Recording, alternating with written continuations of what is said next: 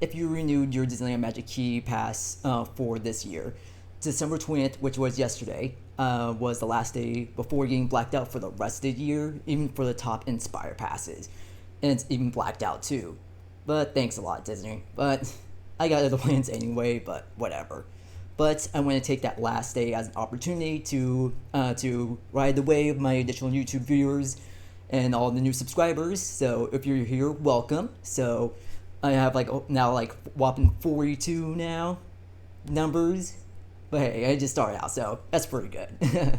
So thanks in the contribution to my Small World holiday video, which has over 3,200 views and over 5,500 views for Haunted Mansion Holiday, along with all my rail fanning videos, have got me this far. I have over 12,500 views and then 42 subscribers, so that's pretty good. So if you're watching this and a subscriber, welcome back, and thank you very much for coming along and Soul Travel.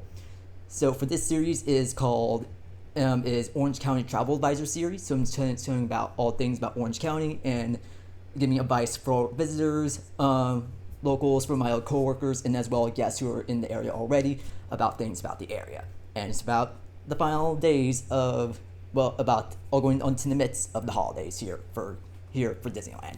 So for that, let's get going. But first, in the spirit of holiday season, so happy holidays, Merry Christmas, happy Hanukkah, Kwanzaa, Diwali, and whatever else you celebrate. Have a happy holidays, everyone. And I got you a little present over here. Something new for the channel I have is a copy of Pokemon Violet, along with my little companion, Wildwing the Quaxley. So I have is Quaxley now. He is the one of the stars for the Pokemon game for Violet and Scarlet and Violet. So he'll be my companion coming along, especially for all the comic convention videos I'm going to be doing there for 2023. Especially when do is like WonderCon here in Anaheim, as well as like CollectCon again. It's going to be traveling all around, including in Long Beach, and especially as hopefully get to go this year going to Comic-Con San Diego.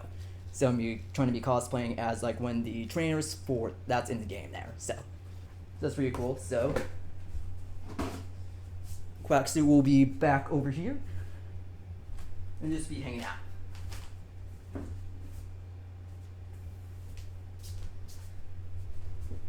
Yeah, there you go. Hey, Quaxley. Okay, so with that out of the way, so let's get started. I got like a little bit later start since I started like later that day from work. So from work the previous day, so I got there like 11 a.m., which was a mistake, but I was so tired from that working the day before, since I ended the day like a bit later than normal. So, but I got there like 11 a.m. I went to show how to get to the convention center or get to downtown Disney. So from there, just go down. So from like middle of the Grand Plaza, that's between the Hilton and the Marriott. Just go straight ahead towards the convention center, and then when you get to past the fountain and go between the pathway between the convention center and Hilton, and going along straight ahead, you'll see go between the North Hall of the convention center and the arena, which was there. I was there a couple months ago for the Overwatch Grand Finals back in November. So check out that one if you want to see that there. It's one of my earlier videos. I just completely not doing any video like I'm doing right now. And then from there, cross over the street, and then you'll be crossing Catella, and then turn right to our subscriber count lodging of the video, which in this case is the Alpine Inn, a 42 room motor lodge. And it's been there for pretty much a very long time, from as far as I remember. And pretty much has like a chalet architecture style, pool, business center, and a huge perk for the area, free parking. As parking in most hotels in the area costs roughly $30 a night, which in line of Disney's parking. And also looks like they've been renovated recently inside as well, and also is next door to Alamo Car Rentals as well.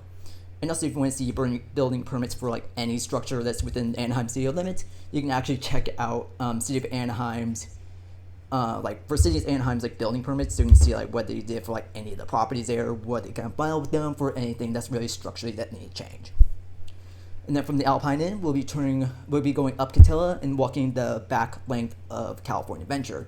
and then Disneyland Drive, turn right, and then go down the sidewalk. And you'll notice that it starts to curve it. Why does it do that? Well, because it is actually one of the largest hidden Mickeys, which you can probably see it on satellite views, so like I did on Google Maps. And then I'll be passing them, crossing, go up the street more, and then you'll see that that they're doing renovations right now for Paradise Pier to be Pixar Place Hotel. I put it on the caption that was Pixar Pier. No, it's Pixar Place. So we're still working on that there, changing the color scheme, especially on the outside from golden yellow to a more muted gray with like red coloring stripes. And then from there, we walk, so then we cross the street, and then go along the pathway that's towards downtown entrance there. Going through security, then we're going to take the monorail in. And then from there, took video of the monorail, which I will be posting a separate video on, along with some of the other attractions I went onto as well. Then taking the monorail in, it was just about noon, so it was still pretty late. But of course, I want to try to maximize my time there. So I got the Genie Plus, so which is $30 for regularly, but if you're MagicKey holder, then it's $24. So it's like, okay, well, guess gotta do that if I'm gonna hopefully maximize my time there. And then when my first ride I was trying to go on was for Buzz Lightyear, but then when I was redeeming it, my foot got ran over by his grandma and like one of the electric wheelchairs because like when you come through, because I didn't notice her, she started moving and it kind of ran in my foot. The grandpa, so like his apologized, like, oh, I'm so sorry, and it's like, yeah, oh no, it's okay, my foot's okay. It was I was fine. But then like the grandpa asked me, he's like, oh, do you want to come and see if you want to do like Buzz Lightyear, since it's like just the grandma, the grandpa, and the grandson. So it's like, yeah, sure. And it's like, so he's very friendly, so he made chat a lot with like a lot of other guests too. So it's pretty cool and nice to do that there.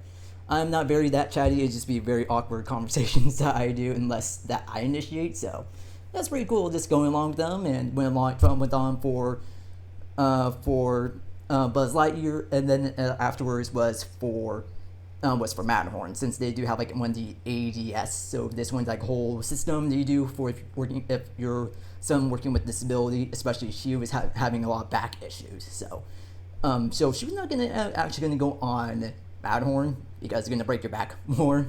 But of course, everyone was gonna go on again and get her anyway.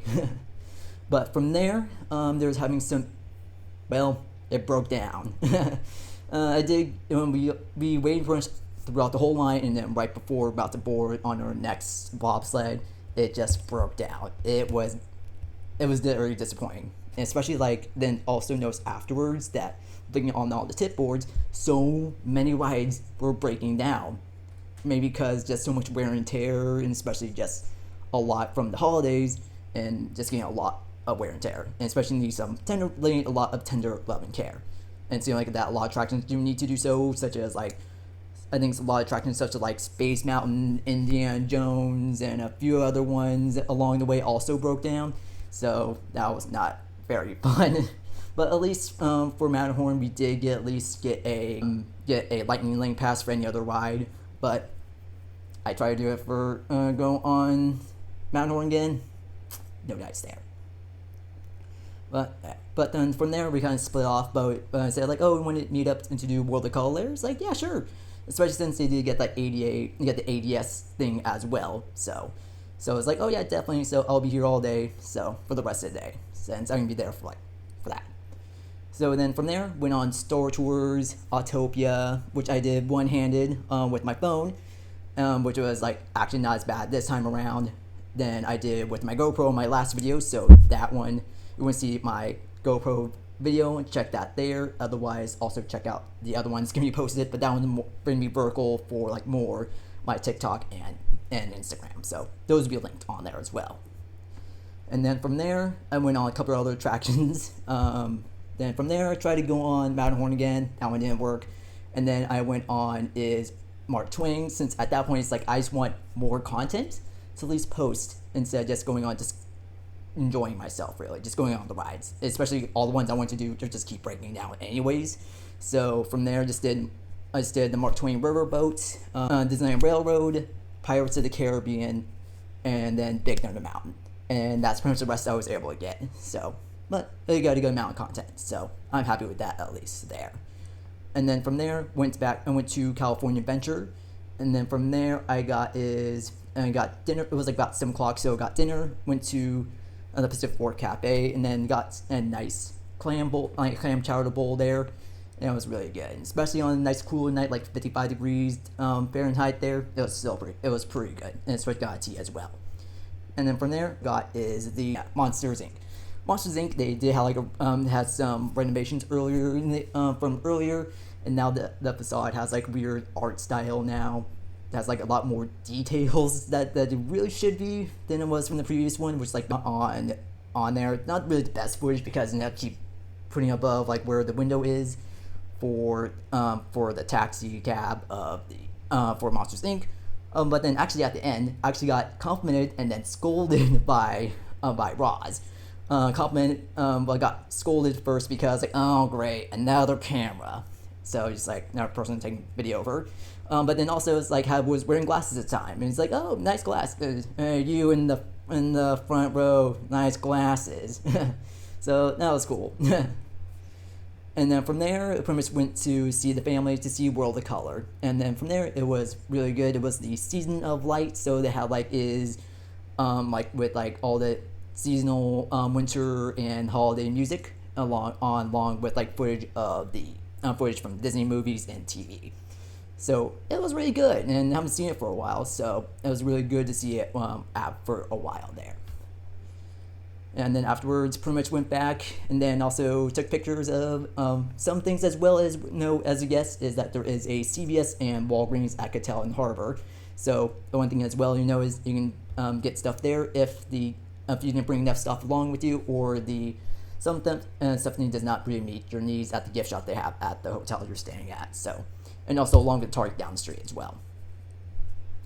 So from there, it was pretty good, and I just wish that it was a bit more rides, a bit more reliability, and didn't break down as much. But from what I know is that certainly Indiana Jones was going to go under renovations, as well as Radiator Springs Racer as well, since both of those have kind of been on the screechier end on some of their ride systems. So that definitely needs to get some reworked and some tender love and care, especially if just cars keep going, things are going to break down, wear down, and break down over time, similar to how my car did. Especially that's like, some parts wore out on some of the oil lines, internal pieces, and then oil and coolant leaked out. So I had to get my car repaired for that. So pretty much that's kind of like a metaphor or kind of like correlation of what is also needed to make sure that for rides to make sure that all the attractions being taken properly and be more reliable needs to be done. Make sure to have a consistent schedule for maintenance, and to make sure that everything's in tip-top shape. Otherwise, they're just gonna break down and down and down. But of course, it seemed like just like a few months ago that Matterhorn had work done, but just never know, something just broke. Also, it seemed like that everything just has for everything else, especially how everything's firing all cylinders during during Halloween and the holidays. I'm sure a lot of these are getting worn out, but it's a really good time for after Christmas and New Year's, for things to like work on stuff to make sure everything get working back in tip-top shape later in the year. But also one thing as well is that a lot of times that when the rides are broken down, ride times shift over from all the lines will shift from that attraction closing down to another attraction. So pretty much then it also inflates the times as well, the return times for standby, as well as the return times for Lightning Lane. So it makes things just longer with a lot of things down. So you can only do so much about that. So just try to enjoy yourself. Everything's out of your hands. You can only enjoy it yourself at what you can do. So from that, I did what I could do. Just enjoy what I can. And just went with it. You can only do so much. And then, so after this, I'll get some stuff posted up from all the attraction videos as well, on the point of view videos, as well as getting some other content ready. So that's your update for there. I'm Ansel. Thank you for watching Ansel Travel.